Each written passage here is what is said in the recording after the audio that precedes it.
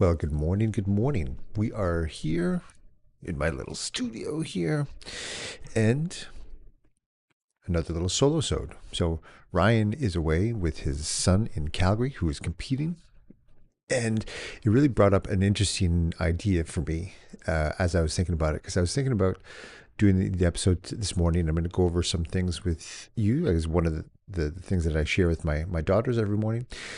And as I was thinking about doing the episode by myself, I got to thinking about Ryan, about our time together here, and I was just so impressed with all of the things that he does for his kids, for his family, and it just really inspired me. And as I was thinking that, it also reminded me that I didn't always think like that about people. Like I always didn't always look at something that Ryan was doing or someone else was doing as a dad or as a person or as a business owner or as an entrepreneur or as a leader, as a person of influence, as anybody in the world really. And there are moments when I would look at those people, but think about it from a very different perspective. And what it got me to think about was that what I think about someone says so much more about me than it actually does about them. And in that, when I'm in a great state within myself, I can look out at what Ryan is doing, who he is, and how he's been a dad and how he's showing up for his kids and all of the time and energy and love and support that he puts into them. And right now I'm just so inspired. It makes me want to do things better for my family as well. And there have been times where I have not been in a great state, where I've not in a good headspace. And so I would look at those same things, the same things that people are doing, and try to poo-poo what they're doing, or like make it seem like I'm a worse person than them. And so it really got me thinking as I was thinking about this one. I'm like, wow, like I'm in a good state to think that I look at that and I'm inspired by it. It makes me want to do more. It makes me want to be more, as opposed to makes me feel bad about myself. And so the consideration that I'm taking away for myself is what I think about others says so much more about me than it does about them. Because ultimately, I don't know what's happening in someone else's life. There's so much more that goes on behind the scenes that I'll never know anything about. And my perspective is just my perspective, and that comes from my own experience. And so, with that, I want to share with you guys this morning. I want to share what I came up with. These are not new ideas. When my oldest daughter, who's now in grade 3, when she was first starting preschool, I went over with her, and this is something that I would recite with her every single morning when we would drive to school. And we would talk about this incessantly, before school, after school, about these different ideas, what I call our 5 rules for school. And I may have shared these on the podcast before, but I think it's always a great reminder. It's a great reminder for me, and it would be a great reminder for anyone. And so I'm a big fan of the understanding that something I learned from Tony Robbins is that we all have rules that we follow. And our rules are determined by our experience, are determined by our upbringing, are determined by our personal beliefs. But we have rules about life, and those make things mean things, and those determine the actions, the thoughts, the feelings that we're going to have. And so we should choose rules that support the life that we want, as opposed to restrict the life that we want. And so we go over these rules in the car. Now my kids know them by heart now. And so I'll go over them with you. So rule number one. So our 5 rules for school. These are things that are rules for school, for them when they go to school, but these are also rules for life. And I want to extrapolate the ideas that are really for life, because these are things that we can choose to share with our children. And at the same time, these are rules that will be with them, or that can be with them and with us for our entire life. And these are rules that I want to live by as well. The number 1 rule is listen to your teachers. Now, that's an interesting one for me to think, or to say as rule number one. And I remember when I first chose it, I was like, huh, because I've had some terrible teachers, what I've considered, like, not that they were bad people, but I was not aligned with them. They were, I can think back to, a few teachers where I'm like, man, like they were not good for me. And if I had not have had other great teachers, it might have really soured the things for me. And you think about, like, when we learn from others, we learn about ourselves. When we learn about ourselves, we really learn to listen to the ultimate teacher, which is the voice within. And consider that counsel comes in many forms. It's school teachers, it's sports coaches, it's business and life coaches. Like, they're the trained, like these trained purveyors of wisdom. And I'll have you consider that every moment, every experience, every glance from a stranger, every interaction with another being is an opportunity to learn something. And really, that life is always teaching you. Teachers are everywhere, but really, like, are you listening? And so when I think about, like, listen to your teachers, like right now, it's important that the people that we're entrusting our kids with, whether if they're going to any sort of schooling, that they listen. Now, that doesn't mean adopt and believe everything as truth, as gospel, that everything that they say. And I can think about an experience that I had when I was in grade 11 English class, and I was failing because I did not accept some of the interpretation of it was a few poems. I can't remember the poem now, but there was a poem that we were supposed to read and interpret. It's like one of those classical poems we read. Yeah, it's a classic piece of literature. And so we were supposed to read it and write a short essay about what it meant, the ideas in the poem. And I thought that there was something very different than the interpretation that is written by scholars in books, and that's what we were learning. And I was steadfast on holding on to this idea. Like, I'm like, no, I don't believe that this is what it is. My teacher was like, no, this is what it is. And she had some awful things to say about me. And I remember speaking to my mom about that. And my mom, who's also a teacher of mine, right? She's not a trained teacher, but she is one of my teachers. And that's one of the things that I have my kids consider too, is that teachers come in many forms, and that we have the opportunity to learn from anybody and everybody. So my mom, one of my greatest teachers, said, listen, she's like, you understand that this is a game. Not everybody's going to believe like you. Not everybody's going to think like you, and that's okay. And she said, you can die on this hill. She's like, you are absolutely right in principle. Your teacher is wrong here. And you can fail this class on principle and try to change the system from within. And maybe next year not have her, and then pass the class, and you'll have stood firm on your principles.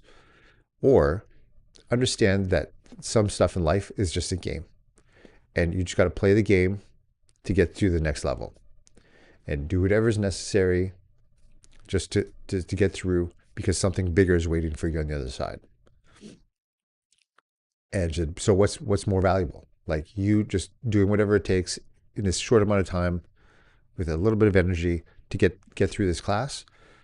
Or is it worth your time, energy, resources to go and have to do this again and again and again, potentially? I was like, oh, you're right. You're right. So there's two teachers, two different lessons. I chose one teacher because of the things that I had learned and the things that I was taught about listening to myself, listening to my gut. And so while I listened to the other teacher, I also listened to my mom, that teaching, and that taught me something else. And so we're always listening. So as we go into this, and we have our ultimate, the people that we ultimately look up to, the people that we, and as a parent, as a dad, I take that job very, very seriously. And so I want to be a resource. I want to be a teacher to my kids. I want to be somebody who has wisdom to impart. And so that They see me as not as the ultimate resource, but as one of the resources that they go to that supersedes some of the others in the world.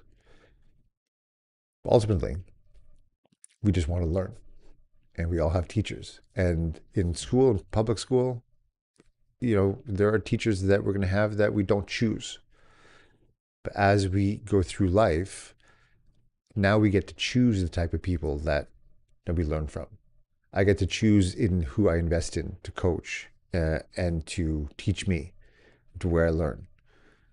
And so when I'm investing my time and energy and money into learning from someone right now, it would behoove me to listen to them because they have a perspective, they have a unique experience, they have a wisdom that I don't have.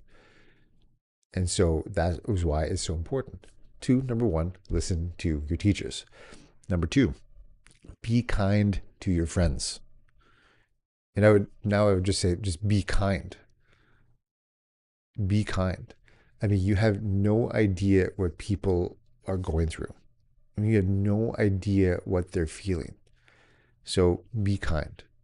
Like your smile, your loving touch, your eye contact, your genuine presence. I mean, you have no idea how far reaching that is for someone.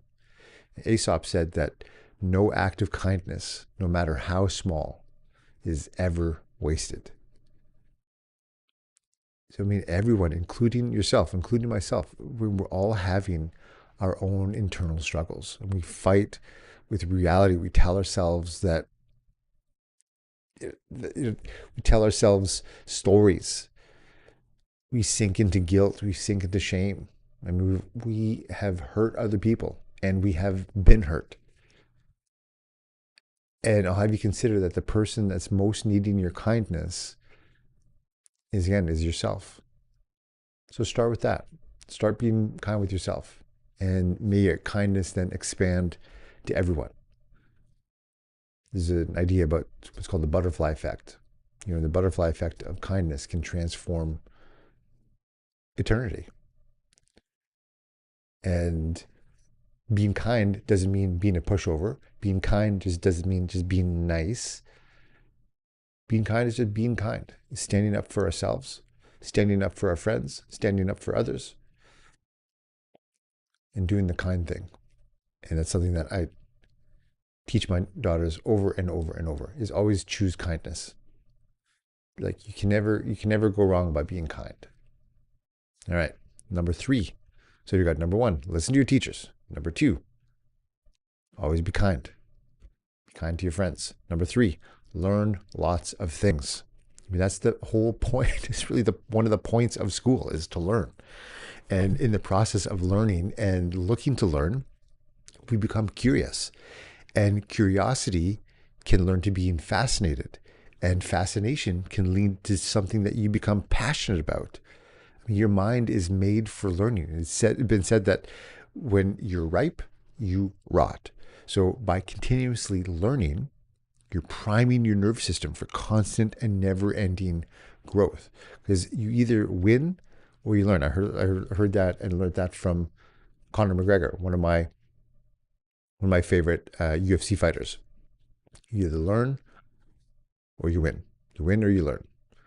I love that reframing of failure because there's just no failure. You're always just learning. You're learning another thing. And so there are things that we know. There are things that we know that we don't know. There are things we don't know that we don't know. And there are things that we don't know that we know. I mean, life never stops teaching. Again, the teachers are always there. And so consider to never stop learning. So it's all about a constant just learning, being better, growth, contribution. It always just allows us to be more. So listen to your teachers, be kind to your friends, learn lots of things. Number 4, have so much fun. I mean, I get to think about now with all the responsibility and the chaos and the just the tumultuousness of life, trying to support these little beings and provide for them, and it can become so serious. And I think about, man, like when I was back in school, back in grade school, high school, man, even in college and university, going through that, like the amount of time that I didn't have a lot of responsibility, even though I was on my own. I was living off of loans and things like that, which aren't awesome, and I was working as well, but I didn't necessarily feel the sense of responsibility that I do now. And man, like going to hang out with your friends all day, you get to soak in this knowledge that can mold you into what you want to become. That sounds like awesome fun. And so we want to really help our kids associate learning with fun. And even when things get heavy, when things get serious, when things get busy, when things get too much sometimes, consider the question, how can I make this fun? How can I make this fun? Hans Christian Andersen said that enjoy life. There's plenty of time to be dead. And I remember I was having a particularly challenging day one day. And I was sitting on the couch, and my daughter came up to me and she asked me a question. And when I answered her, I wasn't really all there, and I misspoke a word. I don't exactly remember what it was, but this misspeaking that I did, she thought it was the funniest thing she had ever heard in her life at that moment. She started laughing so hard. She laughed so hard that she snorted. I'd never heard her do this. And that made her laugh even more. That made me laugh. And man, by within a minute, 30 seconds, I was crying. I was laughing so much. And it was the perfect lesson. And in the seriousness of the day, a simple thing like a funny sounding word can bring joy and create fun. And after that, the rest of the day was great. And so we have the opportunity to choose fun in every moment. And that the serious things in life don't have to be so serious, that we can make them fun. We can have fun doing the really serious things. We can have fun doing the monotonous chores. We can have fun. So it's like, how can I make this fun? It's a great question that I, as I'm talking about this, I'm going to ask myself a whole lot more. How can I make this fun? How can I make this fun? And number 5, which ultimately I think is the most important rule, which should have been number 1, but it is number 5, is one of the 4 agreements, is always do your best. And this is the one that I tell my kids that is the most important of them all, because without it, all the other ones just get convoluted. And sometimes our best isn't our absolute best, but it's the best that we could do with what we have available. So when you give it your all, you leave no doubt. Doing your best, and say taking a hard class. Let's talk to my kids. You're taking a hard test, and if you just work your ass off, you get a C. That feeling is so much more satisfying than putting in no effort and passing with an A. Like whatever. But when you try and if you just skate by, like you get a little bit of success. That is so satisfying. So have you considered that if it doesn't challenge you, it doesn't change you. So above all else, do your best. And like I said, should be rule number 1, and it should actually be the prefix of all the others. Rule number 1, always do your best to listen to your teachers. Rule number 2, always do your best to be kind to your friends, just to be kind. Number 3, always do your best to learn lots of things. Number 4, always do your best to have so much fun. Rule number 5, just always do your best. Like go all in. Share your light with the world. And have you considered that you likely have no idea what your best really is? Too many times you've quit. Too many times you've talked yourself out of it. Too many times you've stopped yourself before you got there. Too many times you allowed the voices of others to be louder than the voices within. Too many times you've drowned out your desires and your dreams in guilt and shame. Consider that you haven't given yourself the opportunity to give it everything that you have. And your best is always enough. Maybe not always to get the result, not yet anyway. So keep going. Seek counsel, hire a coach, create rules that create success, and then follow your rules as if your life depended on it. And while these are a lot of fun also, these are things that I'm very, very serious about with my kids. That these rules, that we need to follow them as if our life depended on them. Because I'll have you consider that it does. That our rules make up our reality. And so we might as well pick rules that support the reality that we want, that support the life that we want, as opposed to something we don't. So those are my 5 rules for school that I teach my kids. I hope they serve you. They have served me, and they've served our family. And even as I'm going through this with you right now, I'm learning a new depth to them. For me right now, especially the one, how can I make this fun? There's a lot of serious stuff going on. A lot of serious stuff going on in the world. And we can allow that to drown out the good stuff that's happening. And lots of serious projects that I'm involved in, lots of serious stuff. But it can also be really fun, because ultimately, why not? So we will wrap this solo-sode up. Those 5 rules for school. So again, rule number 1, listen to your teachers. Rule number 2, be kind to your friends. Rule number 3, learn lots of things.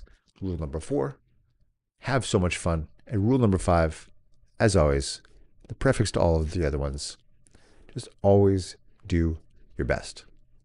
All right. See you next week.